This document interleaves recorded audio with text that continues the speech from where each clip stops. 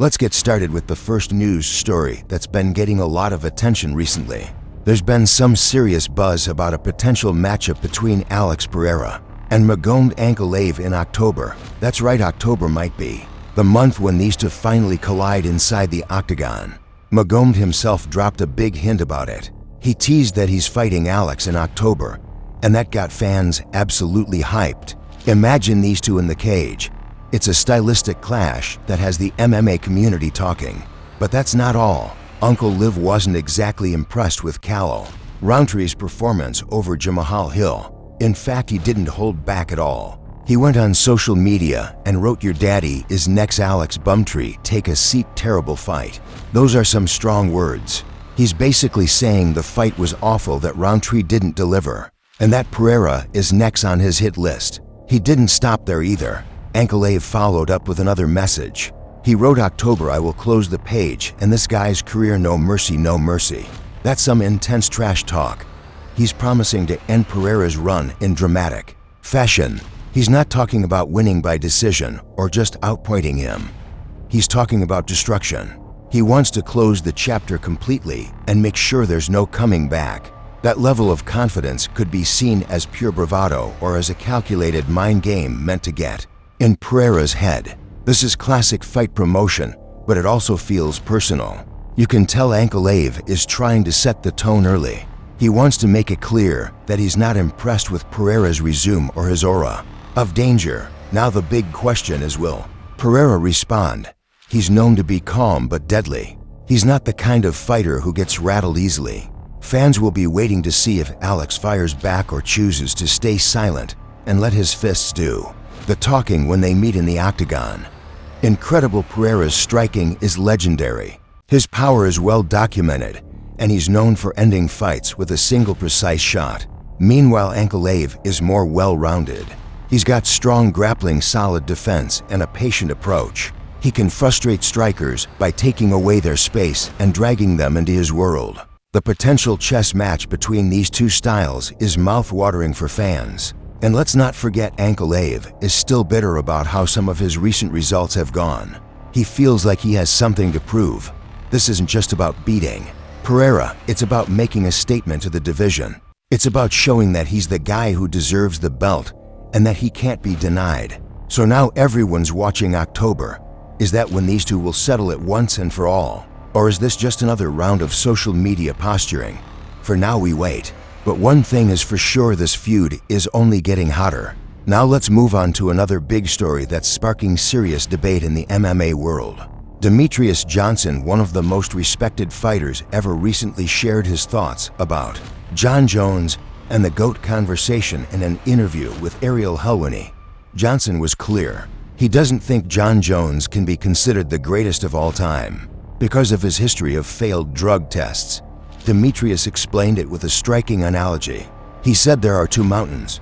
On one mountain are the clean fighters who never failed any drug tests, guys like himself, GSP and Khabib. On the other mountain are those who have failed. That divide, he argues, is important, and it can't be ignored. He challenged anyone to ask fighters worldwide, does someone who failed a drug test qualify as the GOAT? Most would say no. Johnson insists this isn't about hating on Jon Jones. He says he's simply stating facts. He pointed out that he's never failed a test. Khabib never failed a test. GSP never failed a test. Why? Because they chose to play by the rules. The rules, he talked about their long reigns, their consistency, and the fact they were never stripped for cheating. He contrasted that with Jon Jones's record. While acknowledging that Jones is an amazing athlete, Johnson said, if you're talking about the absolute greatest, you have to hold them to the highest standards. Drug test failures can't be ignored or swept aside. Johnson also took it beyond MMA.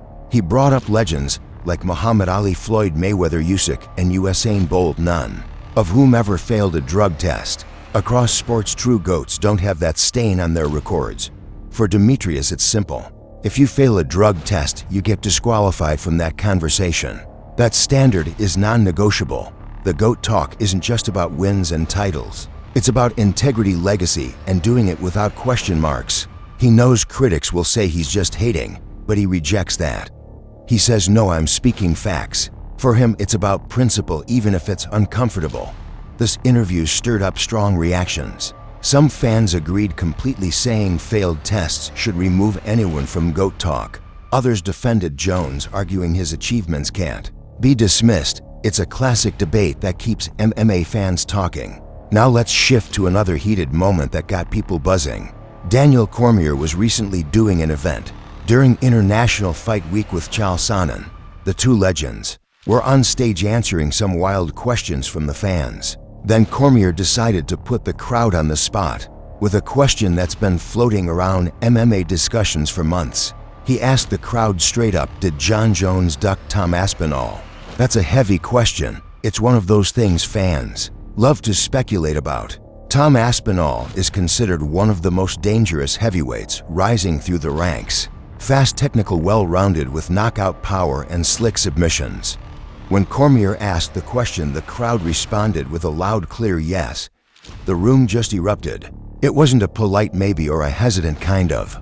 It was a full-throated agreement that Jones ducked Aspinall. You could see Cormier take it in.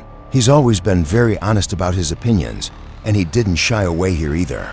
He said he personally doesn't think Jon Jones is afraid of Aspinall. He's been adamant about that. He doesn't buy the narrative that Jones is scared. But he also admitted something important.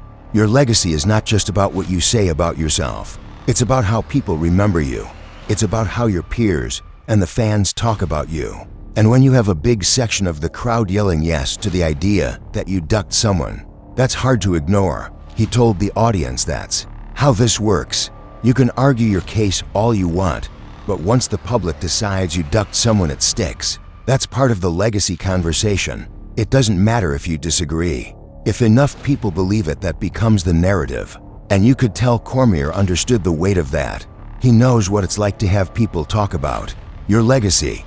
He knows how every decision you make in your career can be picked apart. He was pretty philosophical about it, acknowledging that the fans' opinion matters, even if you disagree with them. He also highlighted how this puts Aspinall in a tough spot. Without that legacy-defining fight against Jones, Tom now has to build his career another way. He has to make his name without that giant win on his resume. That's the reality of the sport. Now let's move on to another piece of news that left UFC fans shocked and disappointed. Dana White was forced to cancel a UFC 317 fight at the last minute, and even released a fighter from the roster, showing just how unpredictable the fight game can be. The fight between Cedric Dumas and Jack McVeigh was pulled from the UFC 317 card because Cedric couldn't get his ankle cleared. Monitor removed in time to travel. That's right, legal issues literally stopped him from making it to the event. Cedric released a statement admitting he's going through a lot and apologizing to his fans and the UFC. He promised to be a better role model, calling it sad that he was still doing kid stuff and acknowledging it wasn't the right way to live. His words showed genuine regret. He knows he let everyone down, especially fans who wanted to see him fight. The UFC didn't just give up. They scrambled to find a replacement on 4 days' notice, which is no easy feat. They signed Christopher Ort, who was 7-0 at the time, to step in against Jack McVeigh. Fans were curious about this newcomer, and it looked like the UFC had saved the matchup, but things went wrong again.